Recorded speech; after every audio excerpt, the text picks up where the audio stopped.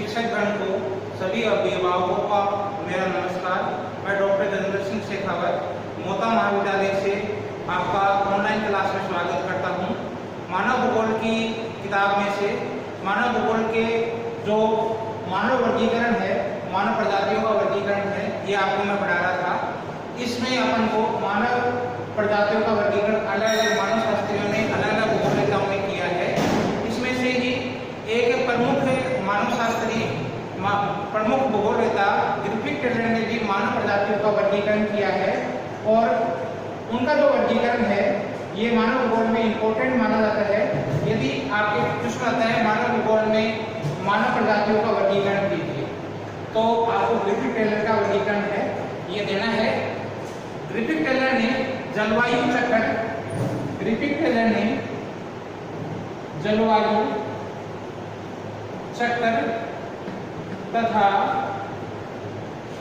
प्रजातियों के विकासात्मक सिद्धांत, प्रजातियों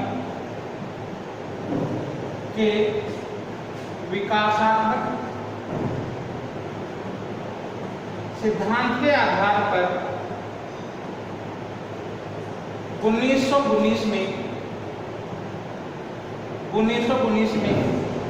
मानव प्रजातियों का वर्गीकरण प्रस्तुत किया, वर्गीकरण किया मानव प्रजातियों का 1919 में।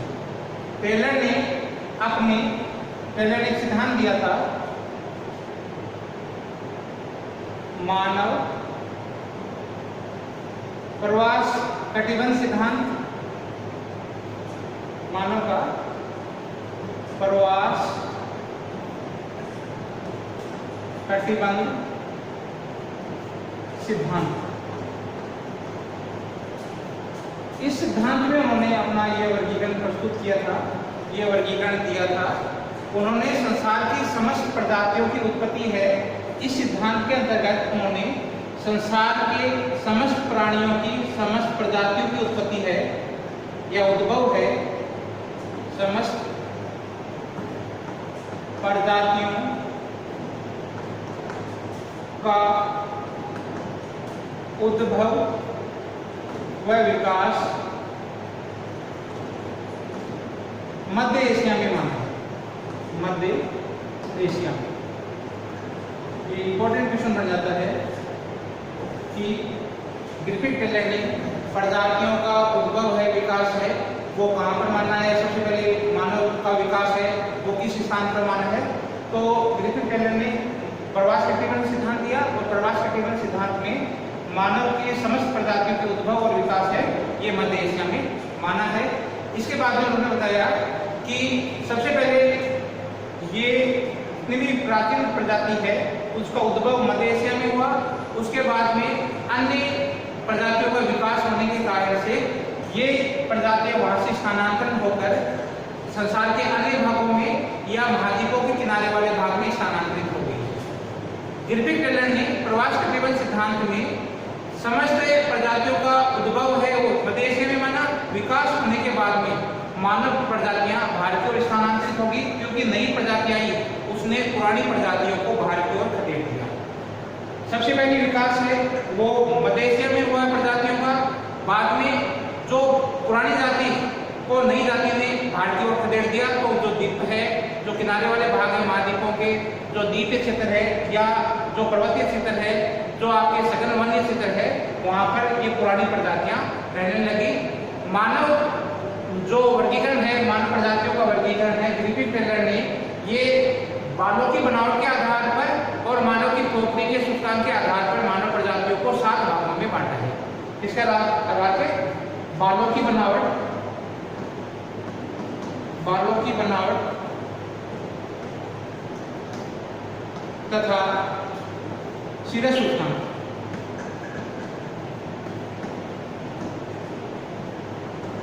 के आधार पर मानव प्रजाति है विश्व की वो 7 भागों में बांटा है।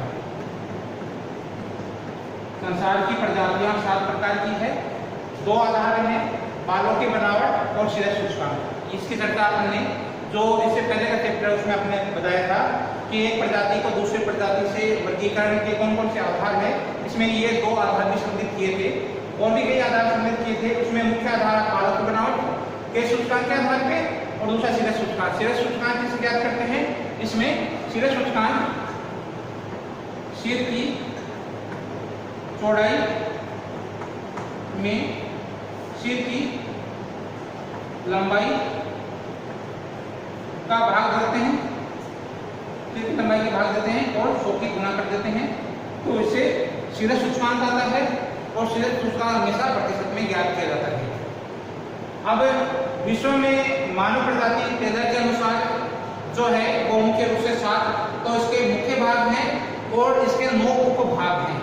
इस प्रकार से ये जो 7 भाग हैं इसमें निग्रिटो, निग्रो, ऑस्ट्रेलाइड, भूमध्य सागरीय, नार्डिक, अल्पाइन और मंगोलाइड, ये 7 प्रकार हैं। इस 7 प्रकार में से इनका विकास में सबसे पहले निग्रिटो का हुआ, उसके बाद में निग्रो का हुआ, उसके बाद में ऑस्ट्रेलाइड का हुआ, फिर भूमध्य सागरीय प्रजाति, नार्डिक और अल्पाइन और मंगोलाइड। इसी प्रकार से इनका क्रमिक रूप से विकास होता गया, और सबसे पहले जो प्रजाति हुई वो ही निग्रिटो। निग्रिटो प्रजाति है, ये सभी प्रजातियों में से सबसे प्राचीन प्रजाति है।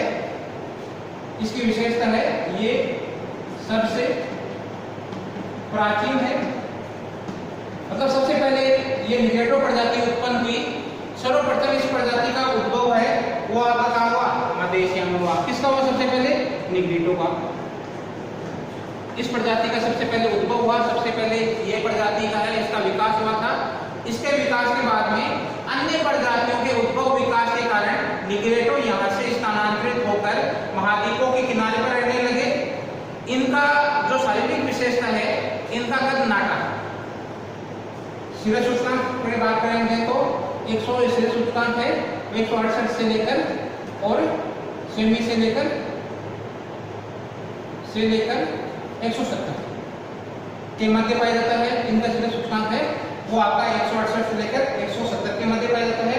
शारीरिक विशेषता में कद इनका नाटा होता है, छोटा होता है, नाटा कद होता है, इनका कद नाटा होता है, बाल होते हैं घुंघराले होते हैं, त्वचा काली होती है, त्वचा काली, तथा नाक चौड़ी तथा चपटी, नाक चौड़ी तथा चपटी। जबड़ा आगे क्यों निकला हुआ होता है? जबड़ा आगे की ओर निकला होता है।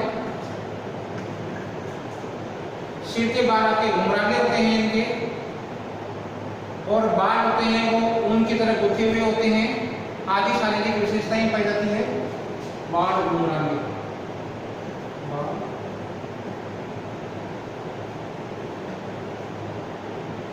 घुंघराले होते हैं, आदि शारीरिक विशेषताएं पाई जाती है। निग्रिटो प्रजाति है, शीर्ष सूचकांक आपको बता दिया।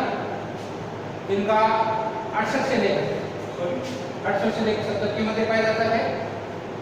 वर्तमान समय में Sri Lanka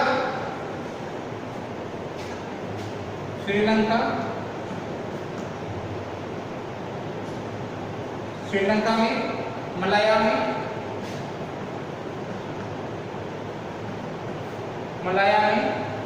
Philippines, Indonesia,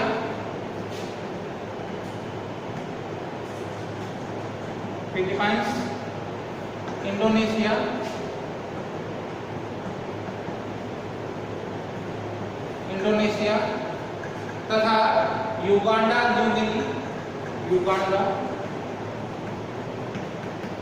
New Guinea, French विषुवद्वीपीय तल,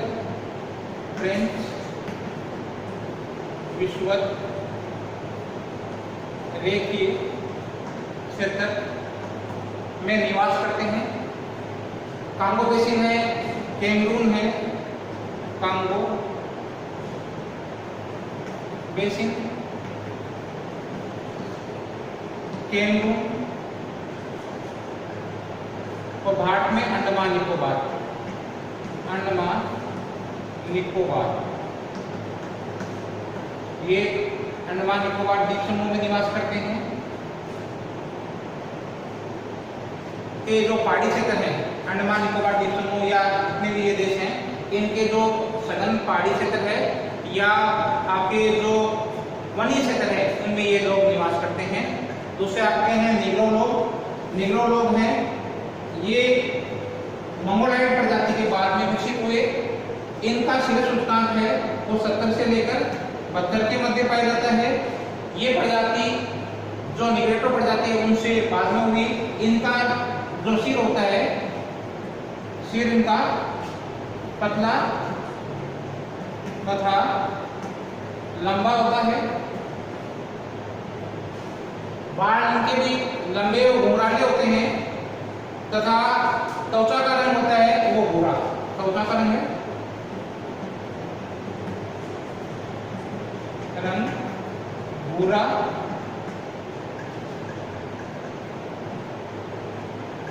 काला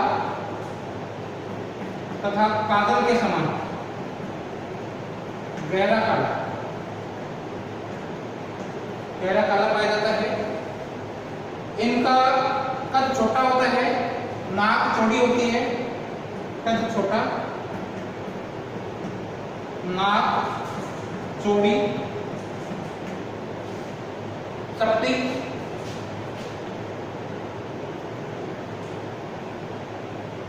तथा जो इनकी जबड़ा होता है वो बाहर की ओर निकला हुआ पाया जाता है। जबड़ा बाहर की ओर, जबड़ा बाहर की ओर निकला होता है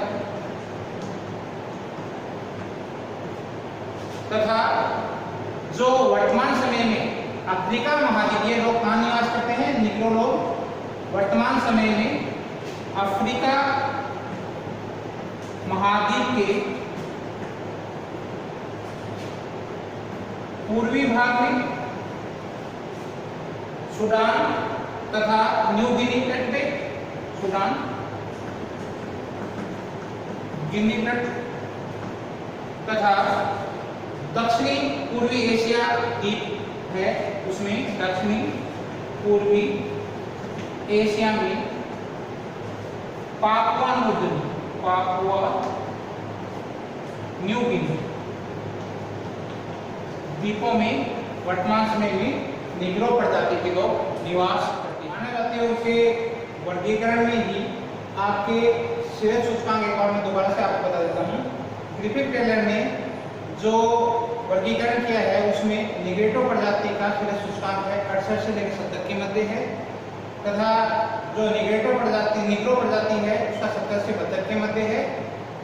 अगली प्रजाति आपकी है ऑस्ट्रेलाइड प्रजाति। ऑस्ट्रेलाइड प्रजाति है, इसके मुख्य रूप से इसका शीर्ष सूचकांक है आपका वो 72 से लेकर 74 के मध्य है। इनकी सिर की आकृति है वो लंबी पतली, शरीर का कद छोटा, नाक इनकी मध्यम चौड़ी होती है। शरीर का रंग है वो काले से लेकर कत्थई, काला, हरा, आपका जो रंग है वो हल्का पीला पाया जाता है। बालों की आकृति पूर्ण रूप से घुंघराले पाए जाते हैं। जबड़ों का आकार है वो इनका क्या है कि बाहर की ओर निकला हुआ होता है। 250 वर्ष पूर्व ये पूरे ऑस्ट्रेलिया में फैले हुए थे, लेकिन बाह्य जो प्रजातियों के और नई प्रजातियों के आने के बाद में, बाह्य दूसरी प्रजातियों के आने के बाद में ये केवल अब मात्र क्या है कि ऑस्ट्रेलिया के जो दुर्गम रूसले क्षेत्र है वहाँ या जो सघन वन्य क्षेत्र है उनमें ये लोग निवास करते हैं। भारत में भी ये भारत के दक्षिणी भाग, भारत जितने भी जो प्रजातियां पाई जाती है, भारत में जो जनजातियां पाई जाती है वो भी ऑस्ट्रेलाइड प्रजाति की है। तो भारत के दक्षिणी भाग ऑस्ट्रेलिया, ब्राजील, मध्य अफ्रीका, एशिया के पूर्वी भाग में ये लोग मुख्य रूप से निवास करते हैं। कहाँ निवास करते हैं? इनका निवास क्षेत्र है वो मुख्य रूप से तो क्या है? ऑस्ट्रेलिया है। मुख्य रूप से ये कहाँ रहते हैं? ऑस्ट्रेलिया में निवास करते हैं। इसके अलावा क्या है? ब्राजील, दक्षिण भारत के लोग हैं उनमें भी क्या है कि ये प्रजाति, इस प्रजाति के गुण पाए जाते हैं। इसके अलावा मध्य अफ्रीका तथा एशिया के दक्षिणी पूर्वी भाग, एशिया के दक्षिणी पूर्वी भाग में यह प्रजाति निवास करती है। कौन सी? ऑस्ट्रेलाइड प्रजाति के लोग निवास करते हैं। इसके बाद में आपकी चौथी प्रजाति आती है भूमध्य सागरीय प्रजाति।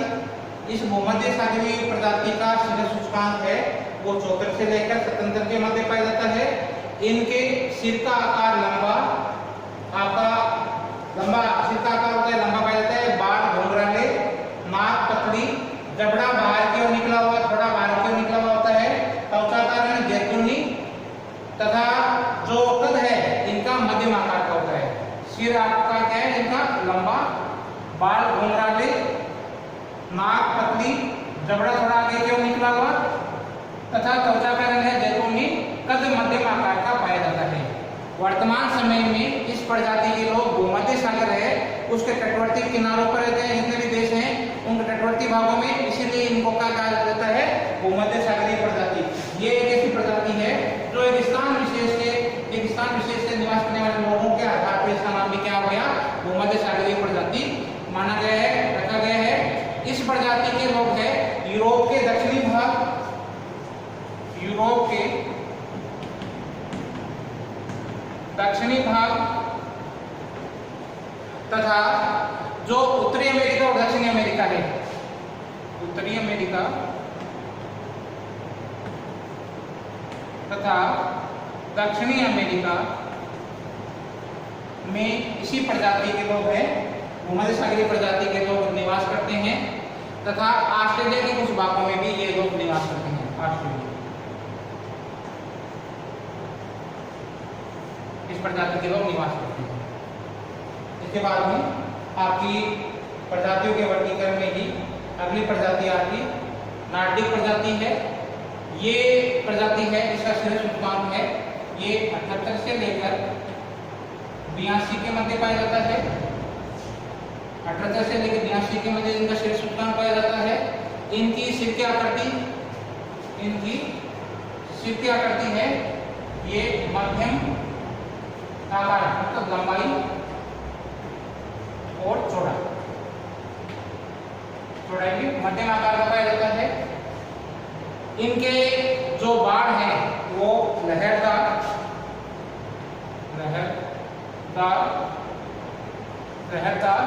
तथा अंडाकार कटान में होते हैं। बालों का आकार है वो लहरदार अंडाकार कटान वाले होते हैं।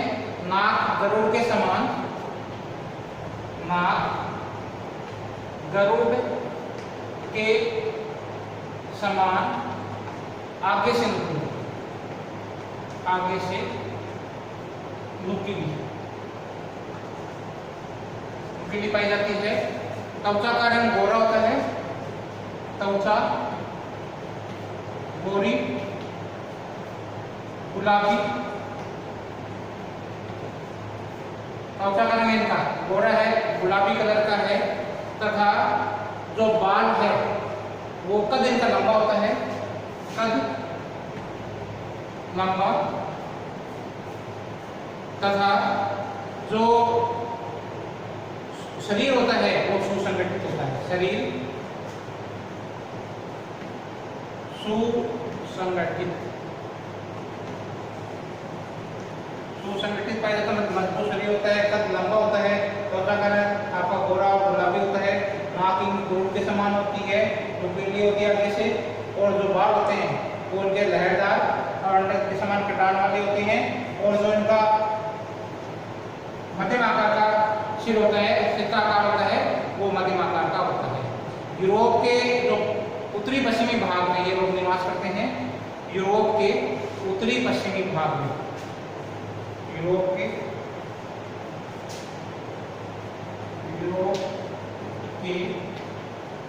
उत्तरी पश्चिमी भाग में निवास करते हैं तथा उत्तरी अमेरिका तथा दक्षिणी अमेरिका में भी ये लोग निवास करते हैं तथा इस प्रजाति का अफ्रीका में अभाव पाया जाता है। कौन सी का? नार्डिक प्रजाति है। नार्डिक प्रजाति का अफ्रीका में अभाव पाया जाता है। अफ्रीका में जाती है नार्डिक प्रजाति के लोग है ये निवास ये प्रकाश हुआ है वो अल्पाइन प्रजाति का हुआ है। उद्भव विकास की दृष्टि से 6 नंबर पर विकसित प्रजाति है। उद्भव समय कम होने के कारण से अल्पाइन प्रजाति को नवीन प्रजाति माना जाता है। नवीन प्रजाति माना जाता है। इसका जो शीर्ष सूचकांक है वो 82 से लेकर 85 के मध्य पाया जाता है। शारीरिक विशेषता में सिर इनका चौड़ा है, सीधे बाल है, नाक लंबी एवं पतली है, त्वचा का रंग सफेद भूरापन लिए हुए गोरा है, त्वचा चेहरा इसका सपाट है पाया जाता है। और इनकी जो शारीरिक विशेषता है उनमें मुख्य रूप से इनकी नाक है ये पतली है, आपके नाड़ी के समान इनकी जो नाक होती है वो पतली होती है। अल्पाइन लोगों की भी त्वचा का रंग भूरापन लिए हुए सफेद होता है, गोरा होता है, चेहरा सपाट पाया जाता है, सिर जो होता है इनका चौड़ा और बाल होते हैं ये सीधे होते हैं। इस प्रजाति के लोग मुख्य रूप से क्या है यूरोपीय महाद्वीप के मध्यवर्ती भाग कहां मिलेंगे यूरोप अल्पाइन लोग हैं ये यूरोप में निवास करते हैं। यूरोप की जो प्रजाति है ये अल्पाइन प्रजाति कहा जाती है। यूरोप महाद्वीप के जितने भी लोग हैं यूरोप महाद्वीप में ये लोग निवास करते हैं। दक्षिणी पूर्वी जो भाग है यूरोप का मुख्य रूप से जो यूरोप का दक्षिणी पूर्वी यूरोप इसमें मुख्य रूप से ये लोग पाए जाते हैं।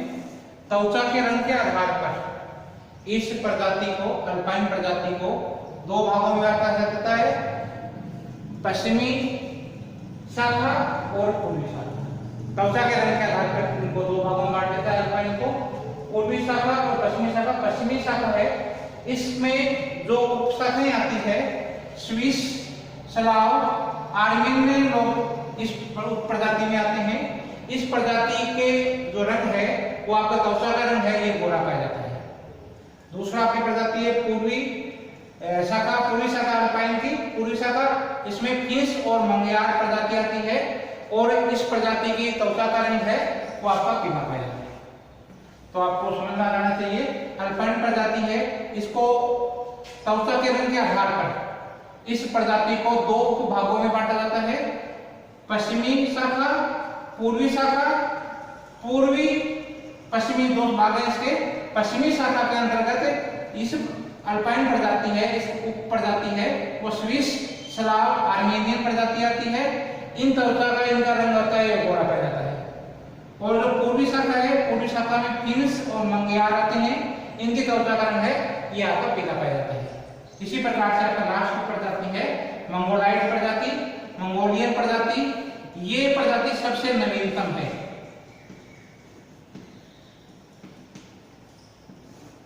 विकास की दृष्टि से ग्रिफिथ टेलर के अनुसार 7वें नंबर पर जो विकसित प्रजाति है ये आपकी मंगोलाइड प्रजाति है, सबसे नवीनतम प्रजाति मानी जाती है।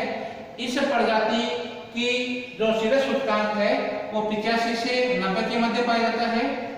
इनकी शारीरिक विशेषता में सिर का आकार इनका गोल होता है, बाल सीधे होते हैं, नाक इनकी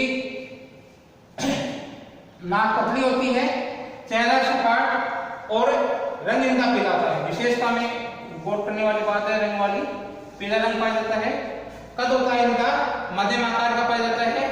एशिया के पूर्वी भाग में ये लोग कहां निवास करते हैं एशिया में। एशिया के पूर्वी भाग में मुख्य रूप से और दक्षिणी पूर्वी भाग में मुख्य रूप से पाए जाते हैं। जहां तक देश की बात करें तो देश में इसमें जापान, चीन, कोरिया ये मुख्य रूप से इसके भाग हैं। इसके अलावा एशिया के दक्षिणी पूर्वी भाग है एशिया में, इंडोनेशिया है आपका, जावा सुमात्रा द्वीप है, उनमें भी ये लोग है मंगोलाइड प्रजाति के लोग पाए जाते हैं। मंगोलियन आपका है। और जो भारत के अरुणाचल प्रदेश है, सिक्किम है, मेघालय है, मणिपुर है, उनमें भी मंगोलाइड प्रजाति के गुण पाए जाते हैं। इस आधार पर ग्रिफिथ टेलर ने शीर्ष सूचकांक के आधार पर, बालों की बनावट के आधार पर मानव प्रजाति को 7 भागों में बांटा है। उम्मीद है आपको सबको ऑनलाइन क्लासेस समझ में आ रही होगी। आप लोगों को ये भाई आपको मेहनत करने का समय है आपका लोगों का। ऑनलाइन क्लास में आप लोग मेरे साथ जुड़े रहें, लाइक करें, शेयर करें, आपके लिए अच्छे से अच्छे मैं वीडियो बना सकूं। धन्यवाद।